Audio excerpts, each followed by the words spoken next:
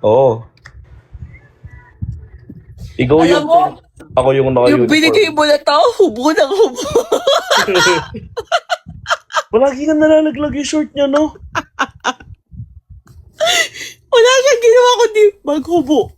Kahit na nasa kotse, puro nalalaglag yung ano. Nasa kotse, nalalaglag yung salawal. Hindi mo naman ginagalaw. Hubo ng hubo. Hindi, alam mo ibig sabihin yan. So, yun. Yung puwit niya, tignan mo kasi alkansya yun, di ba? Ibig sabihin yan, mag-ipon tayo. Ganun lang yan. Oo. Ganun lang yan.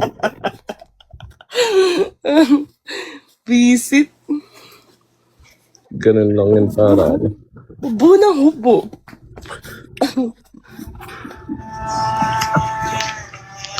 Bilan mo belt. Huwag pare. Walang lusutan ng belt yan pare.